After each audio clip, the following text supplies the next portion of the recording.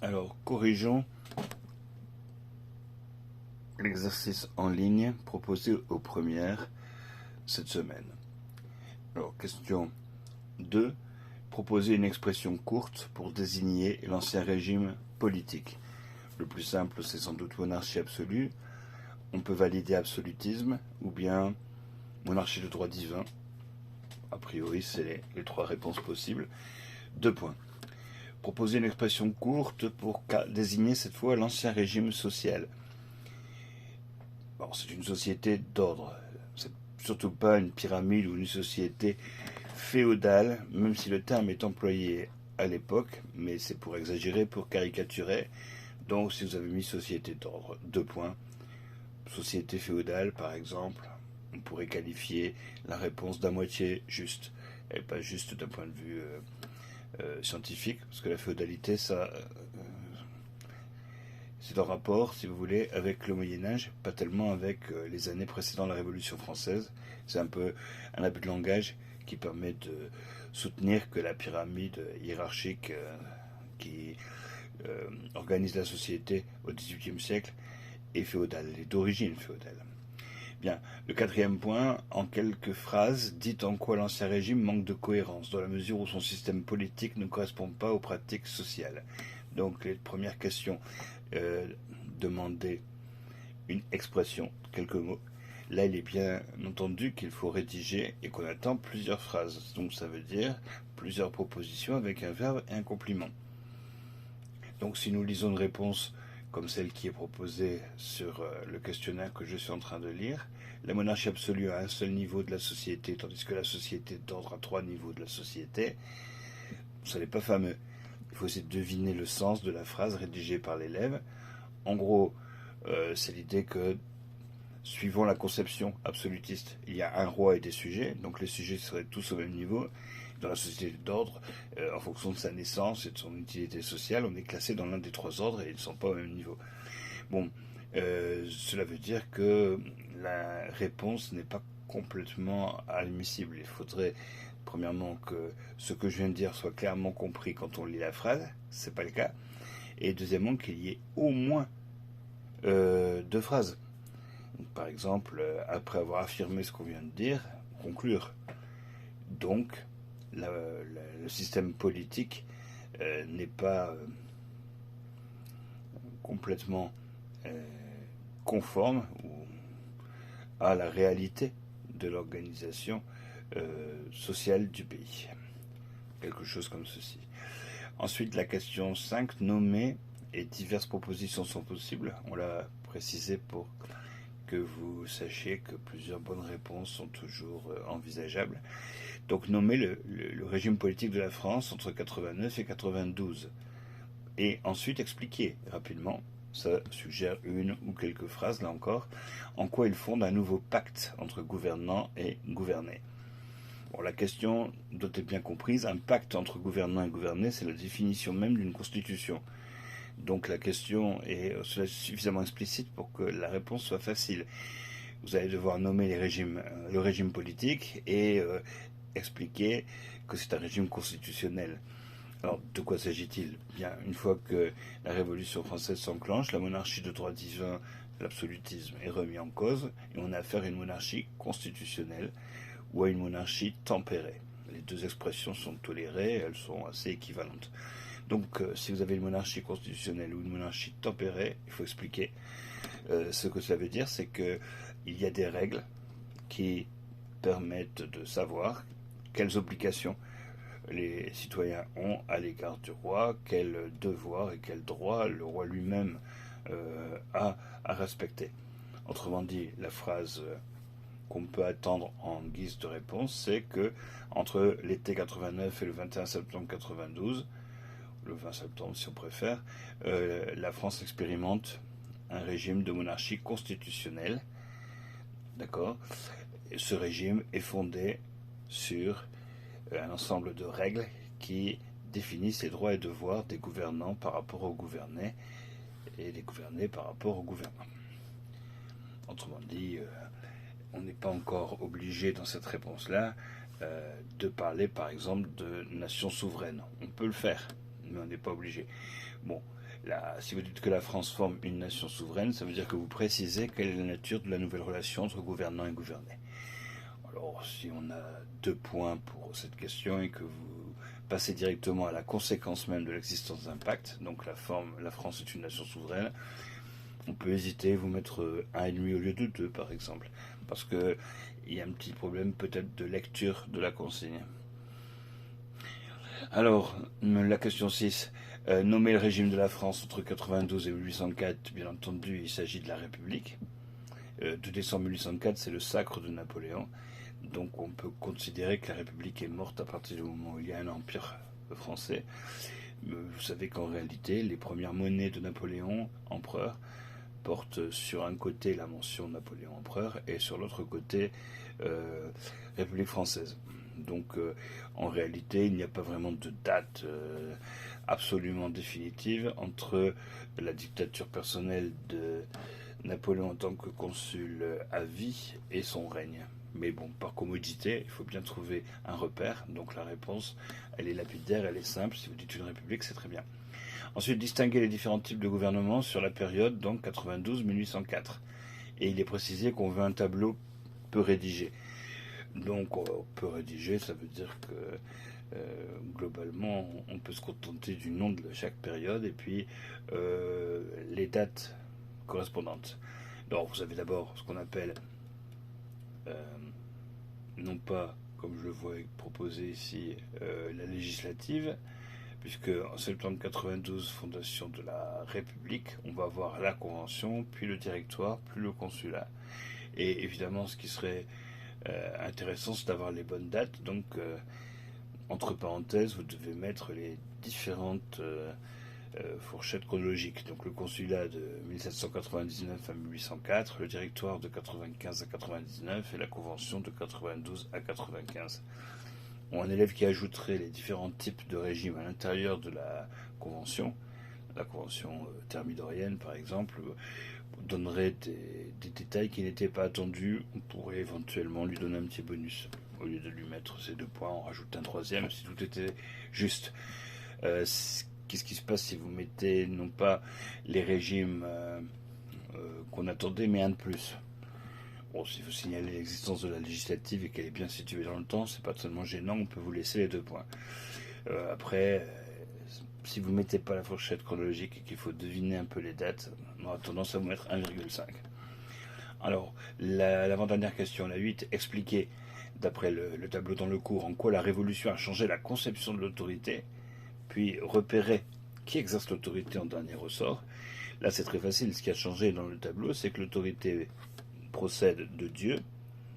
Dieu confère sa légitimité au roi et le roi gouverne. Donc l'autorité du roi, elle est exercée au nom de Dieu qui l'a fait naître au bon endroit et dont il est le lieutenant. Et évidemment, avec la Révolution, ça change puisque la légitimité du gouvernement, elle procède du peuple qui l'a élu ou qui a élu des représentants qui ont choisi ce gouvernement.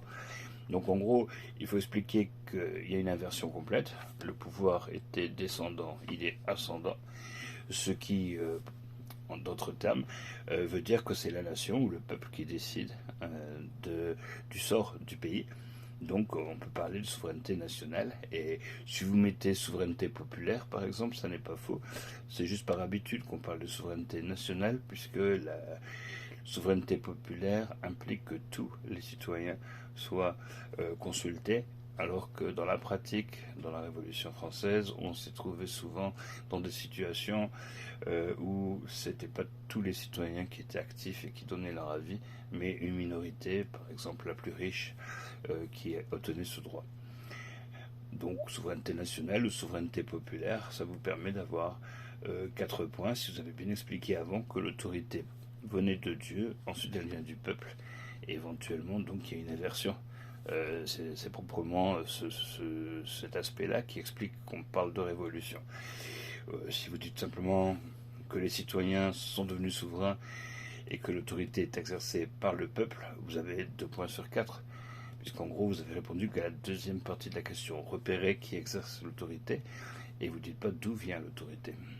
D'où l'importance de bien comprendre les questions et voir ce qu'il y a derrière les mots. Qu'est-ce que l'on attend quand on pose une question à un élève. Donc quand vous avez une consigne avec 2 verbes, 2 impératifs, faites ceci et faites cela, étonnez-vous si vous n'avez répondu que par une action. Il y a forcément un oubli de votre part. Alors ensuite, la question 9. La dernière question qu'on peut considérer comme obligatoire pour les premières 5 et 3. Expliquer en quoi la Révolution, cette fois-ci, a mis fin à la société d'ordre. Par parenthèse, ça veut dire que si vous aviez lu toutes les questions, vous auriez compris, en lisant la question 9, que la réponse à l'une des questions précédentes, c'est bien la société d'ordre. Donc, la Révolution a mis fin à la société d'ordre et aux privilèges de l'Ancien Régime. Par quoi les a-t-on remplacés? D'accord? Il faut expliquer. Donc la Révolution, il faut expliquer qu'elle a mis fin à la société d'ordre. Donc il faut expliquer que l'important maintenant, c'est plus de naître noble ou bien de ne pas naître noble. Donc elle a mis fin, si vous voulez, aux inégalités de naissance. Elle a remplacé ça par les droits naturels, les droits qu'on obtient à la naissance. Donc on pourrait dire par exemple, voilà, au lieu que les individus soient classés en fonction de leur naissance, dorénavant, ils sont tous égaux et ils ont tous les mêmes droits naturels. Bon, ensuite, il y avait des privilèges. Ça veut dire que la loi n'était pas la même pour tous. Cette fois-ci, avec la Révolution, la même loi s'applique à tous les citoyens. Donc si vous avez une réponse, on a remplacé tout ça par une république indivisible, par exemple, ça ne répond absolument pas à la consigne. Vous n'avez pas expliqué pourquoi il n'y a plus de société d'ordre, qu'est-ce que ça veut dire. Vous n'avez pas expliqué pourquoi il n'y a plus de privilèges, ni ce que ça veut dire. Vous avez juste dit qu'à la place de l'Ancien Régime, il y a une république indivisible. Alors c'est pas tout à fait vrai en plus, puisque l'Ancien Régime il s'arrête avant même qu'il y ait une république, dès que la monarchie est constitutionnelle. Et la réponse peut être intéressante si on écrit une république une et indivisible, ce qui montrerait qu'on a aboli au moins les privilèges, non pas des personnes, mais des territoires. Bon là, c'est pas vraiment le cas. Plutôt une réponse, on les a remplacés par une république indivisible qui est trop courte et pas satisfaisante, donc sur 4 points, vous risquez d'avoir rien, ou 0,5 si on est de très bonne humeur et qu'on a envie de récompenser le fait que tout de même l'élève a répondu quelque chose et que c'est pas complètement idiot non plus. Bon, la République indivisible a bien fini par remplacer l'Ancien Régime à un moment, beaucoup, 0,5 sur 4 peut-être. Et la question 10, c'est une question donc bonus.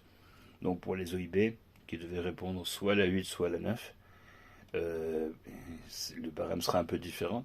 On ne va pas leur mettre 3 points en première question et 4 à chacune des dernières questions.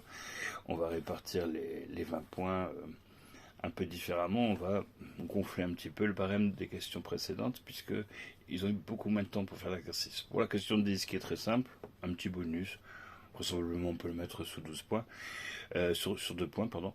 Et surtout si c'est rédigé, puisqu'il faut expliquer en quelques lignes ce paradoxe. La question étant, quelle puissance vaincue est cependant représentée au Congrès de Vienne et y joue un rôle diplomatique important?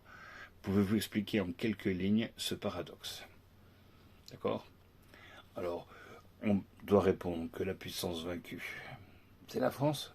Et là, franchement, c'est très facile, parce que en 1815, c'est Waterloo, c'est juste avant Waterloo, la défaite de la France, en tout cas l'abdication de Napoléon, donc la présence des Alliés en France. Donc la puissance vaincue, c'est la France.